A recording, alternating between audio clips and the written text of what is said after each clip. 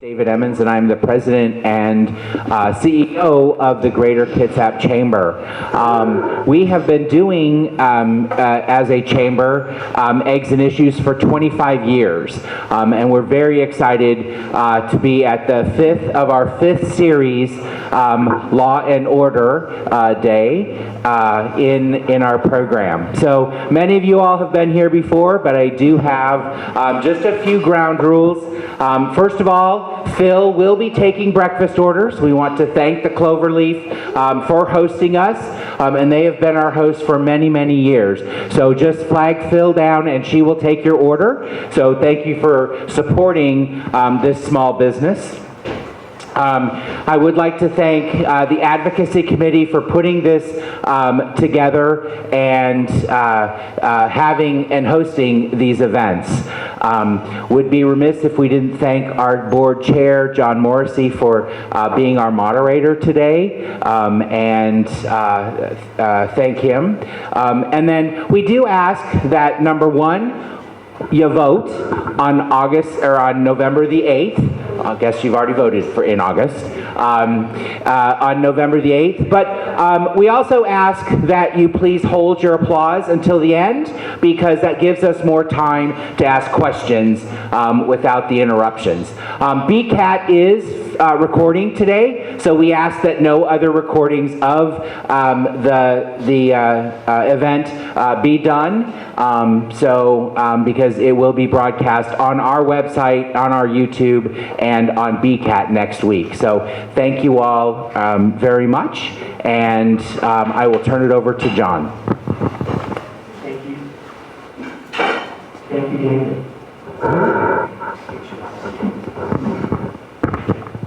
Thank you, David. Thank you, David. Thank you to all of you for being here today. Again, I'd like to reiterate, if we can keep all noise silent throughout today's event, we can ask more questions and we can get through this. So I'll remind our candidates of the format today. We're going to start down here with Rick, work our way this way with opening statements. You'll each get 3 minutes to make an opening statement, after which we'll move to a question and answer section. This is the second time we've had to do 2 different races, so you're going to have to be a little flexible with me. There are a couple of questions that will work for both races, so we'll work our way back and forth, but we'll kind of flip back and forth, and I'm going to try and help remember who I should be starting with each time, because I should be starting flip-flop. So just help me with that. In front of you, you should see a challenge card. Each of you should have 2 of them. You're allowed to use it twice. That gets you an additional minute after your opponent has already gone.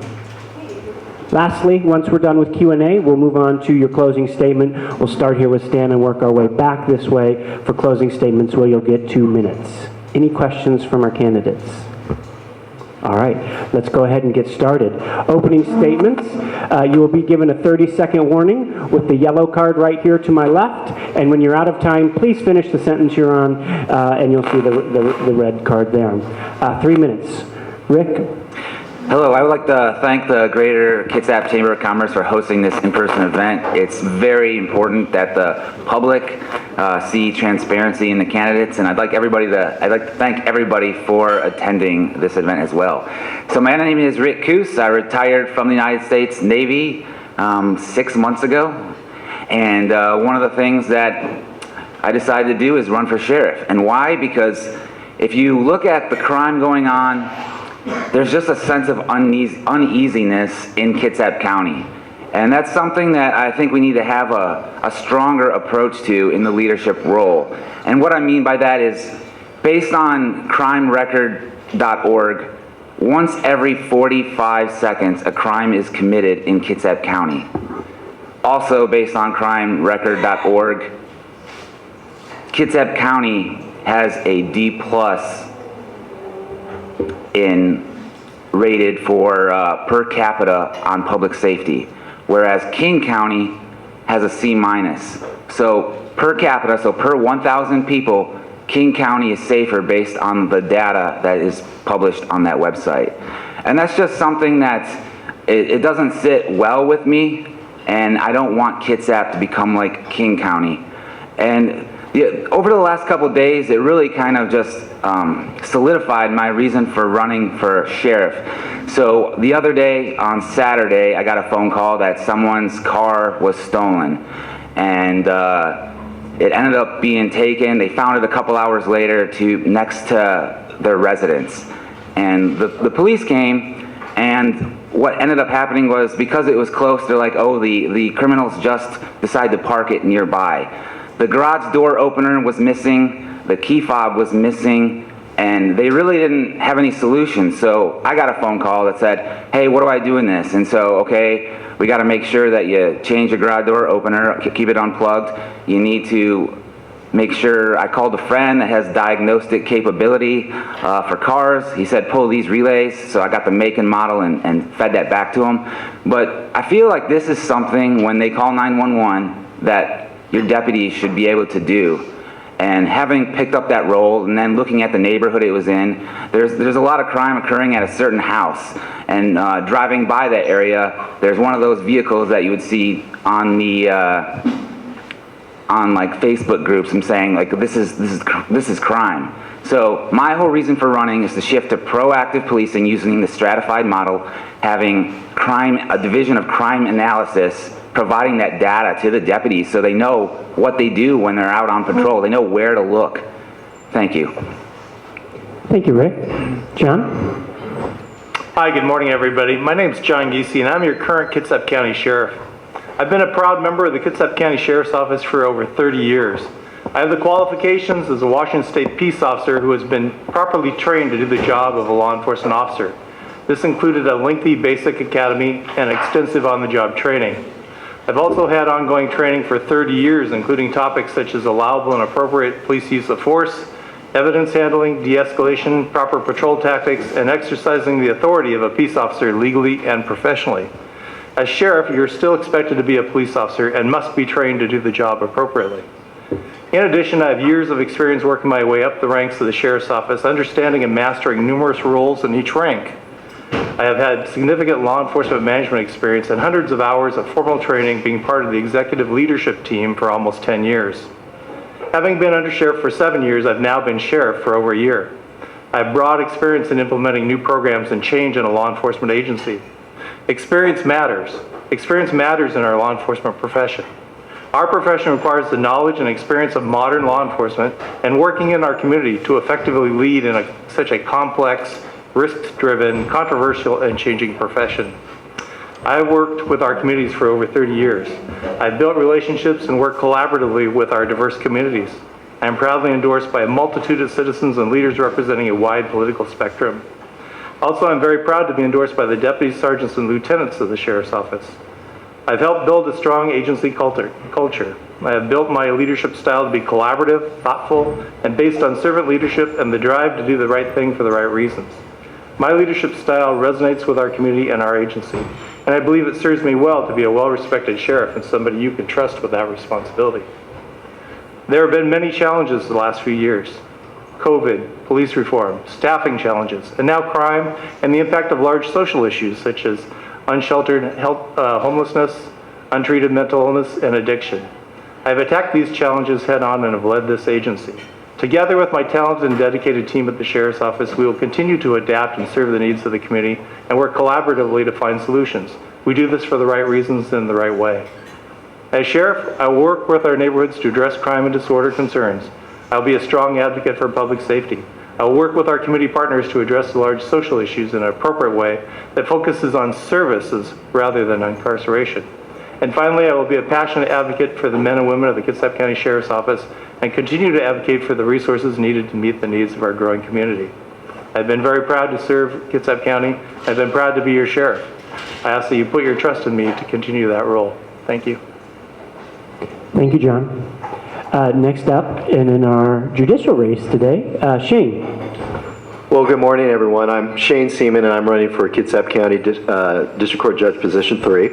So I have the right experience, and I'm voted highly qualified by our County Bar Association. I'm endorsed by our Kitsap County District Court Bench, most of the Superior Court judges, Kitsap Municipal Court judges, county commissioners, mayor, law enforcement, clerks, citizens. And I've been approved by both the Democrats and the Republican parties. I've litigated cases at every level here in the state of Washington, from municipal court all the way up to the Washington State Supreme Court. So I grew up here in Port Orchard. I'm a Kitsap County native. I attended school here. I went to Olympic College, and then after I went to Olympic College, I joined the United States Coast Guard and served my country. I became a legal yeoman, and then I went to Gonzaga University School of Law in Spokane. After I went to Gonzaga, I took a job because I was very interested in trial work as a prosecutor in Jefferson County, and I had a unique experience there. Although I started out doing both district and juvenile court cases, I also became very quickly a felony deputy, and I litigated felony trials at an early level. After a couple years, I'd already done over almost a dozen felony trials, and actually, that was the first time I appeared in the Washington State Supreme Court, and I argued. I was also a deputy coroner at the time. After several years of that, I decided to go into private practice, and I started doing public defense work on conflict cases, again, doing felony trials. I took a contract with the Office of Public Defense. I did parent representation. And then I started building my private practice. In 2007, I became a Judge Pro Tem in Jefferson County District Court, and within the first year, I presided over my first jury trial. After several years, I had presided over about a half dozen jury trials. I love Kitsap County, and Grandma was here, so my wife and I decided we better move back home. So in 2011, I opened my practice here in Paulsbo, and I was asked to preside over a jury trial in Paulsbo Municipal Court. So I did. I was then asked to preside over a jury trial in Bremerton Municipal Court, and I did. And I became the court commissioner in 2013 here in Bremerton. I've been serving in that capacity ever since. As a court commissioner, then I became a judicial officer. I became a member of the District and Municipal Court Judges Association. I went to annual training with fellow judges and justices and fellow commissioners. I attended Judicial College, and that year became a member of the American Judges Association. I'm very interested in this position, and I'm running against an absolute gentleman here today. His name is Stan, and I recognize as a friend and a colleague. I hope to have an opportunity to answer questions and let you guys know a little bit about me today. Thank you. Thank you, Shane. Next up, Stan. Thank you so much. Good morning. My name is Stan Glison. I'm working here to become your next Kitsap County District Court Judge. District Court in our county has 4 elected positions. Judge Marilyn Page is not seeking re-election this year. She's retiring after 22 years of service to us, so there's an enormous void to fill. It is, without exaggeration, a bit of a dream opportunity for me. In my career, I've been practicing law in Kitsap County since 1999, largely in the Kitsap County District Court. It's a bench with a phenomenal reputation. We have excellent judges, and I'm greatly looking forward to the honor of working alongside them and moving on to this next phase of my career. So by way of a little bit of background, I graduated from the University of Washington Law School in 1998, began working in Kitsap County in 1999. I was working at that time as a full-time public defender. I was assigned to the district court and worked there for about 2 years, representing indigent defendants in significant caseload, their cases, their trials, their appeals, and that was exclusively in this same court. After about 2 years, I was having some success. I was approached by our county prosecutor's office and offered a position there, which I took. So I spent about 4 years working as a Kitsap County deputy prosecuting attorney. I was assigned for a period of time to district court, handling largely the same type of caseload, but now as a prosecutor. I did work my way through that position, eventually up into felony prosecution. I was assigned to our felony drug unit at the time. We were dealing with clandestine manufacture of methamphetamine more than anything else.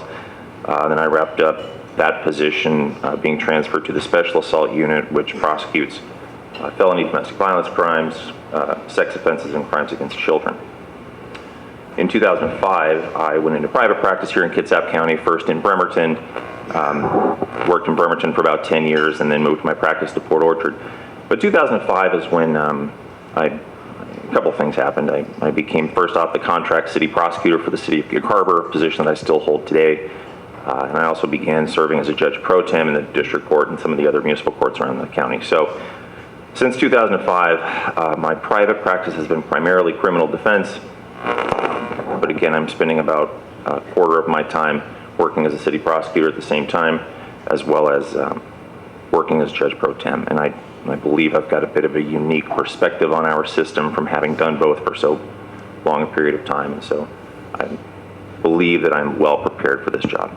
I'm endorsed for the position by our county prosecutor, our county sheriff, all 4 of the sitting judges in the district court, as well as the last 3 judges to retire from that position, Judges Reel, Phillips, and Holman. Our Bar Association did conduct a candidate forum. They chose me as their preferred candidate by a 2-to-1 margin. Thank you very much. Thank you. So I'm going to start this first question, and it will be for each of you.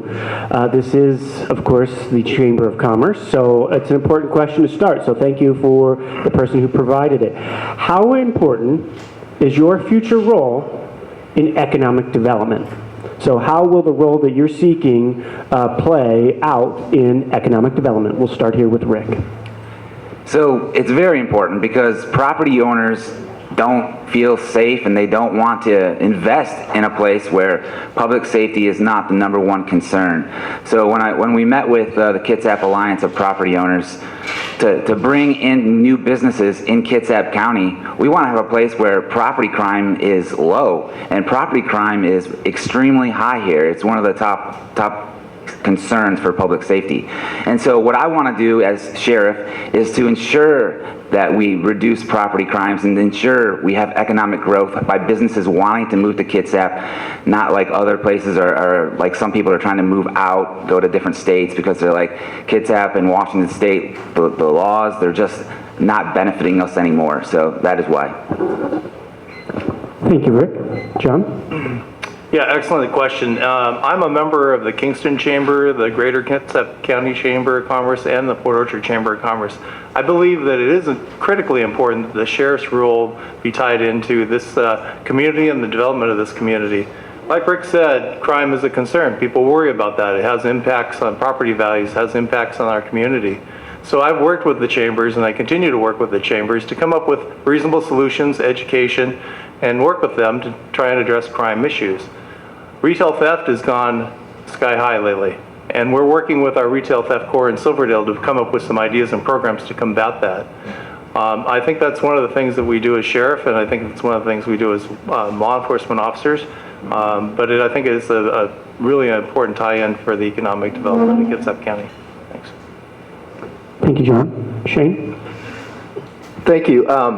I also am a member of a chamber, my local chamber, and I've served on community action boards where we work with low-income people in job development. Now, courts don't really get involved in that, except that maybe in this way.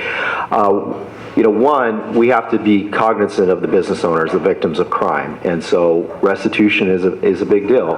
And judges have that ability to make sure that businesses that have been the victim of a crime get paid back.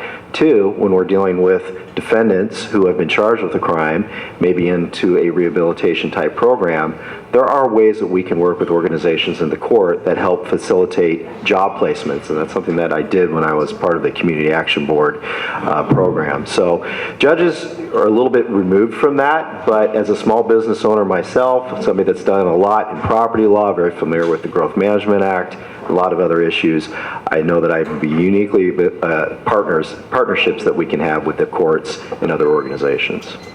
Thank you, Shane. Stan? Thank you. Well, I certainly agree that people and businesses want to invest in a safe community that they feel comfortable in, that they love. So Kitsap County is a fantastic place to live and work. I've owned a small business in Kitsap County since 2005. I get that, but people want to invest and give back in the place that they live and that they're comfortable in. So I think aside from what the court does on the bench and our pretty limited interaction with the business world, one thing I'm looking forward to is as just a person in an elected leadership position is working with those community partnerships and giving back, and if that means appearing at events and meeting with members of the community in a way that makes them feel like this is a community they want to invest in, then I think that's a role the court has. Judge Page, I know as she steps away, has been very involved in community activities and youth group activities and things that are going to make kids want to grow up and stay and invest their time and work here in Kitsap County. So I think that's a place the court can help. Thank you, Stan. Okay, next question is for our sheriff's race. We'll start with John. With a magic wand, what changes or improvements would you accomplish to the sheriff's office? Well, I'd use my magic wand to probably the biggest issues I can think of right now, and those are the big social issues that intersect with our business. Unsheltered homelessness, untreated mental illness, and then also addiction. Huge issues. We intersect with that, those issues, and we can't solve those issues as sheriff's office and law enforcement officials, but we're affected by all those issues to a great degree. So if I had my magic wand, I'd fix all those three things. Thank you, John. Rick, same question. For me, it's similar to John's. It's San Antonio has this program where there's a crisis management center and there's crisis intervention team where officers are more than what they are for Kitsap County's crisis intervention team, but they're full-time, they're plain clothes, plain car, and they go and they respond to a crisis. And when they respond to that crisis, they sit down and they listen. They don't quickly get in their face, they just listen. And then they become comfortable with the person gains comfort. And then they ended up convincing whoever is going through that crisis to go with them to a crisis management center. So in there's a partnership with the community where for mental illnesses, there's psychologists that can help to divert them to different places. Because right now the corrections, having that as the major portion of the Kitsap County Sheriff's budget, it is something that I would like to see shifted by the end of the tour if I'm elected sheriff, to where this is not something with a magic wand, but something that can actually be executed. Thank you, Rick. Stan, this question starts with you. With a magic wand, what changes or improvements would you accomplish to the district court system? I think what I would like to see is I would like to see more funding and staffing for our therapeutic court programs.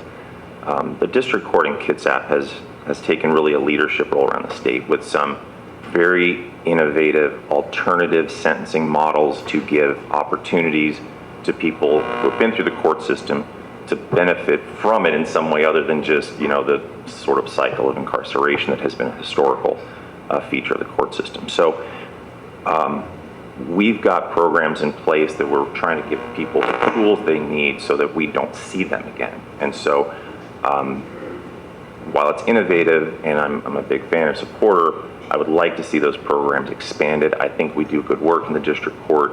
I think these are things that are preventing recidivism. I think it's a community safety benefit that's cheaper than jail and more effective than jail. So expansion of those programs would be my goal. Thank you, Stan. Shane, same question. Well, if this is a magic wand question, how about nobody commits crimes and we don't need any more civil litigation and I'm out of a job? I mean, that's really what I want. I like being a peacemaker. I mean, that's part of my job as a judge, is to resolve disputes. But with a magic wand, if I could just do one thing right now, it's access to justice. I'm from the north end of the county, and we don't have a courthouse up there. I've been through the pandemic. I've presided over thousands of cases. Zoom helps, but it is not the answer. I would like to have more facilities and more materials available to people who are seeking things like protection orders. I don't like the idea that if I'm in Bainbridge Island and my phone doesn't work, I got to drive all the way to Port Orchard to get a protection order. To me, that seems ridiculous. So I would like, with a magic wand, to have more facilities, access to justice resolved. Thank you all. Next question will go to all of you, and it revolves around endorsements and the political nature of the roles you're seeking, and it has somewhat to do with, we have legislatures that enact our laws, we have judges to help interpret, and we have our sheriffs to help enforce it. Why do you think it's important to remain somewhat apolitical? Rick, we'll start with you. So I think it's important to have endorsements that by people that are pro law enforcement, specifically for the role of sheriff. So, like for instance, I'm endorsed by Jesse Young, I'm endorsed by Senator Wagoneer, and I'm endorsed by a variety of sheriffs and deputies. And so I think it's important to have that where they know they're fighting for them, especially as the role of sheriff for law enforcement. And personally, I believe that, the role of the sheriff should be nonpartisan, because there's too much politics involved, just like the judges, they're nonpartisan. So when it comes to endorsements and partisanship, I think we need to, kind of spread across all political spectrums. Thank you, Rick. John? I agree with Rick that maybe the sheriff's role shouldn't be nonpartisan. But having said that, as I began my run for sheriff, I sought a wide net of people I wanted to work with and endorse me, and that includes legislators of both political stripe, a lot of community leaders, former elected leaders, all four mayors. I have the endorsement of the deputies, I have the endorsement of the sergeants and lieutenants. I would say that, yeah, is politics the best part of the sheriff's job? No. But is it a part of the job? Yes. As sheriff, you have to affect change to get the resources you need and do the things you intend to do. The only way you can do that is work with city leaders, legislators, to enact laws, to enact programs, to get the resources you need. So as much as we may want to be apolitical, the sheriff's role is political. So that would be my take on it. Thanks. Thank you, John. Shane? So in this race, it's interesting because both Stan and I have gotten endorsements by a similar amount of judges and similar amount of business leaders and government leaders. So to me, what was really important is seeking the approval of both Democrats and Republicans. Judges are supposed to be apolitical. We are supposed to be non-partial, and there's a reason for that. If I'm sitting in front of in the court and somebody is on one side of the spectrum, and I've only identified with that side of the spectrum, and somebody is on the other side of the spectrum, wherever that might be, they're not going to feel like they got a fair trial. And to me, that was one of the main things I wanted to make sure that I ran on was impartiality. Endorsements are important because it lets people know that there are people that are supporting us. But I think the most important thing is being able to demonstrate the ability to talk to anybody on all sides and get support from all sides as a judge. Thank you, Shane. Stan? Yeah, and I agree. It's a nonpartisan position, as it should be. The election process is it's something. I have never run for political office, for an elected office in my time. I've been sort of a lawyer in the trenches for many, many years now. So, learning every day about what this process is like and what it's like to go out and meet people in my community. I have enjoyed it because it has taken me to places in the county I've never been. I've met people I've never known before. It's been enlightening, it's been humbling, it's been educational, and it's been nonpartisan because it has to be and it should be. I intend to be the next district court judge for every single person in this county, regardless of your gender, your background, who you love, who you vote for. None of that's going to matter once the job starts on January 2nd. Thank you all for them. For our sheriffs, looks like we're starting with John this time. What do you think qualifies you to hold the office of sheriff? And what do you think the minimum qualification should be to hold the office of sheriff? In my opening statement, I talked a lot about my qualifications. So let me jump to the second part of that question. What do I think the qualifications for sheriff should be? Right now, the only legal qualifications required to run for sheriff is you have to be 18 and a voter. If you were to apply for a police chief of any small agency around Washington State, Port Orchard, Paulsville, Bremerton, they require experience as a police officer, years of experience as a police officer, years of police supervisory experience, years of police management experience. Yes, they would ask for an education and they would prefer a graduate degree, but they'd also look for the advanced educational programs that are designed for police leadership, and there's several across the country. I was a member of one of them and went through the program, Northwestern University of Police and Command Staff. So I do believe that, if a little city is going to have the qualifications that are a lot more broader than what the sheriff's legal authority is, it only makes sense. Kitsap deserves the best law enforcement professional that they can get, and that's why I believe the qualifications are important in this race. Thank you, John. Rick, same question. So I have a master's degree in criminal justice. I'm working on my PhD in criminal justice leadership. But I have 24 years of military experience, including a lot of leadership. And that started from the day one of being in the military. And the sheriff is a leader. And I disagree with John regarding the police chief, because it is widely known that the sheriff is not a police chief. And the RCW for the duties and responsibility of the sheriff says he's the chief executive officer and conservator of peace for the county. This has nothing to do with a police chief. The police chief is essentially a code enforcement officer, where the sheriff has historical roles to be with the people, for the people, to understand the people. And I think the most important thing that I've had for a qualification with that leadership is being in the community and knowing the problems. I can attest that I have been out there, and you can see it on all the social media. I've been hearing problems. Thank you, Rick. We have a challenge. John, you get 1 additional minute to respond. Okay, thank you. I think, to be honest with you, I don't think Rick understands the role of sheriff. Sure, the sheriff is a CEO, but how can you not argue that the police chief of Bremerton is also a CEO who runs his organization? I guess I would ask Rick what he means when the Kitsap sheriff is a CEO. How does that differ from a police chief? But more importantly, if you're the sheriff and you're driving your patrol car and you're in your uniform and you wear your badge and gun and you drive down the road and you see something happening and you stop and you get out, do you say, hi, I'm the sheriff, I'm an administrator, I'll call a real police officer who can come deal with this, or are you expected to handle the situation? So yes, it's important. We only have 128 positions, commissioned positions in the sheriff's office. We need each one to be a real police officer and be able to do the job. So yeah, I think it's important that you have that ability to be a police officer and trained as a law enforcement officer. Thank you, John. Next question is for... Just one question really quick. It says that I get a 1-minute response to the person being challenged. Is that true? We didn't do that last time because we had 6, but I believe you are correct. Thank you for calling that out. Go for it, Rick. Thank you. So the sheriff, as the chief executive officer and conservator of peace, needs to be out in the public, be with the people, hearing from the people. It's totally different than a chief of police. As the CEO, you have familiar with your people that you lead. You don't avoid them. You don't avoid problems. You listen to them. You talk to them. You understand them. It's all about the management, administration, and just understanding the people that work for you. Thank you, Rick. Thank you for that call out. This question goes back to our judicial race. Looks like we start with Stan this time.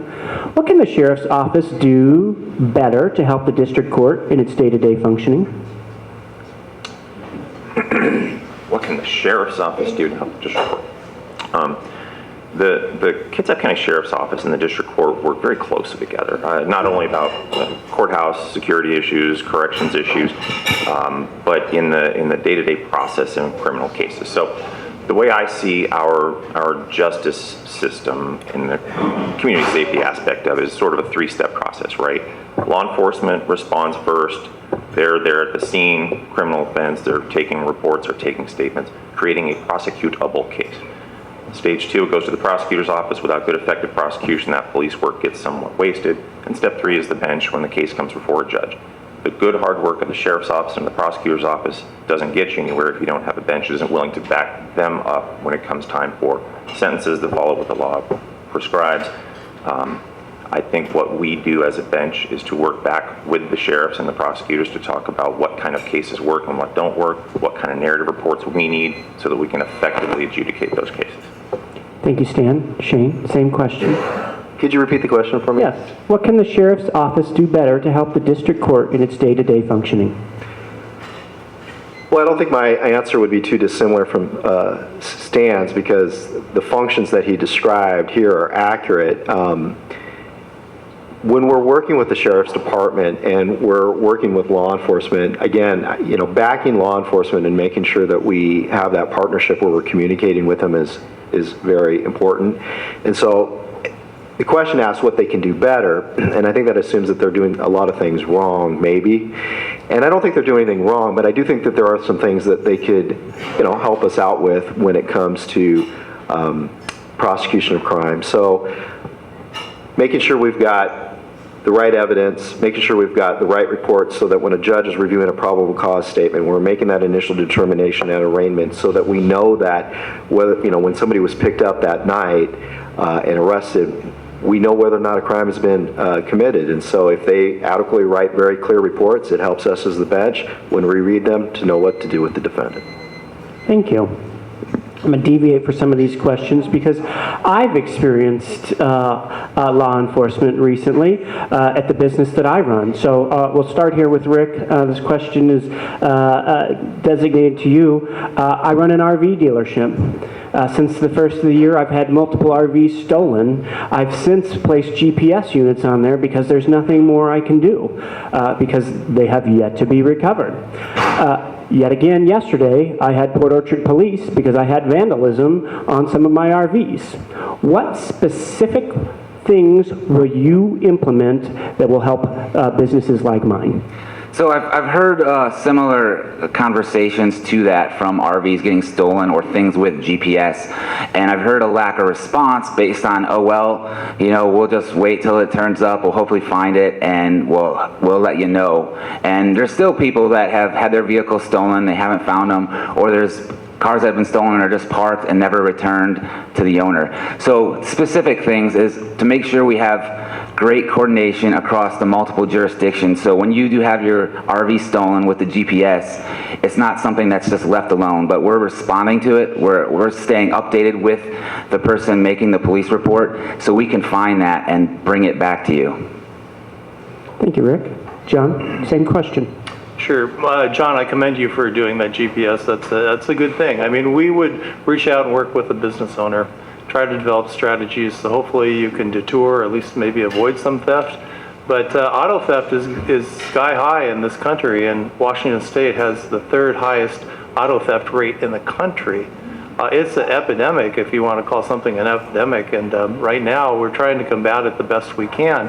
And we work collectively with the other law enforcement agencies, and we work to target those prolific auto thieves. And we find if we can target those folks and arrest them, then we have a chance for reducing auto theft by a pretty large percentage. So that's what we're trying to do, is work on our people who are doing a lot of auto theft and actually making arrests and putting them in jail. But it's a tough issue right now. I mean, I understand the frustration, and some of the auto theft, I believe, is tied into our pursuit laws, and that needs to be addressed too at the state level. So thank you. Thank you, John. Shane, same question. Well, I mean, number one thing is holding people accountable. And I mean, it just doesn't get any simpler than that. I'm not a proponent of removal of cash bail and just arrest and release. I mean, if somebody has been taking your RV and they've been arrested, then they need to be prosecuted appropriately, and that sits on the court. Now, there's a presumption of release in every case. The Washington State Supreme Court has mandated that on the judges, but judges have discretion. And so to reduce that from happening over and over again, especially from the same offender, I look very carefully at an offender's history. If they have failures to appear, if they have prior crimes, if they've got DUIs on their record or other things, then they may not necessarily be able to be out walking out on the street again to go back and take your RV again. So I think holding people accountable is number one. Thank you, Shane. Stan? Yeah, I think it's right to say, because the court comes on the tail end of this, that your concerns about prevention and repeat crimes and being victimized repeatedly is more a law enforcement function than a court function. But the courts are working with law enforcement on these issues all the time, right? So it is my personal belief that this epidemic that we have seen, in my opinion, over the last 2.5 to 3 years, is going to organically improve, and I think it's going to happen sooner rather than later. We've had terrific challenges with population at the corrections facility. Because of COVID, we just couldn't hold people the way that we might have in the past. I think that's changing as we all work through the pandemic, and I think you're going to see an improvement in these problems. It's going to happen sooner rather than later. Thank you. Next question is for our sheriff's race. Looks like we start with John. Are you or have you ever been a member of the Constitutional Sheriffs and Peace Officers Association? Be detailed in your response. Well, simple answer is no. I guess the detailed response is no, and I would never be a member of the Constitutional Sheriff Peace Officers Association. When people talk about constitutional sheriff, I think there's a lot of different definitions of what that is, but to me, I believe, it could be taken to an extreme, and I don't agree with that at all. I think the sheriff, my oath says I will support the Constitution, the laws of the United States, and the laws of the state of Washington. Some constitutional sheriffs believe that they're the final authority on what laws are constitutional and not constitutional. I think they take it to an extreme where they also have, threatened to arrest state officials and federal officials. I stay away from that. I think that's a poison, to be honest with you. And I would never have anything to do with the Constitutional Sheriffs Association. And quite frankly, even the constitutional sheriffs that identify themselves as that far right-wing organization. Thank you, John. Rick, same question. Thank you for that question. So the answer is yes.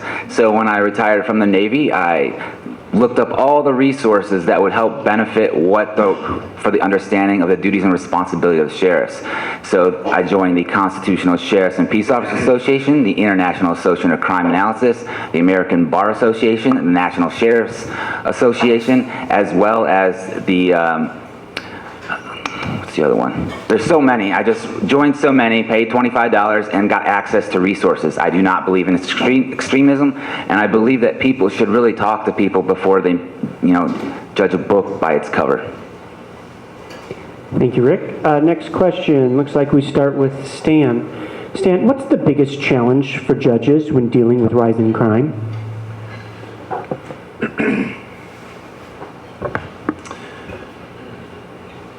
I think that when I talk to judges, I get a sense, and you see it in a courtroom every day, you get a sense that when crime statistics increase, court resources don't, at least not immediately. And so I think that we all feel like we wish we had more time to spend on each case. I think we all wish that there were more spots in our therapeutic courts. I think we will all wish our calendars were more open, because when somebody comes before a judge, it is important. They're there because something has happened in their lives that they couldn't resolve outside of the courtroom. And so we want to give those people our attention. They deserve to be heard, and we want to give that. It's why we do this, because we're passionate about it and we love it. So I think that's the number one frustration, is that there isn't more time to give to those cases. Thank you, Stan. Shane? Well, every year I've attended training at the District Court Municipal Court Judges Association, and in the last several years we've talked about removal of implicit biases. When you have rising crime and you have a volume, I think it's very difficult for judges to make decisions that are free of those biases, because we have a tendency to revert back to them. And so I think and I've talked to judges about this at fellow training, one of the things that's the hardest for a judge when you have a high volume court, a lot of defendants, is not to make those snap judgments and to work really hard to remove those implicit biases, which is something that I've concentrated a lot on. I come from a diverse family, and so I really am very cognizant of the fact that a judge can look at somebody and just make that decision very quickly without actually listening to the facts and considering the person in front of them. I think that's a big challenge. Thank you both. Looks like we start with Rick this time. Rick, and there's been a lot of talk of this recently, when Silverdale and possibly Kingston are incorporated, how will the Sheriff's Office manage the potential loss of facilities and revenue? So the goal is to, when we have them incorporated, to still provide services as the Sheriff's Office. In order for that to happen, we need to make them feel confident in our ability. Based on the recent incident at Central Kitsap Schools, there's a loss of confidence. And based on the rising crime rates and the encampments growing in Silverdale, there's a lot of feelings that the Sheriff's Office can't handle it. So there's direction that they're trying to push for.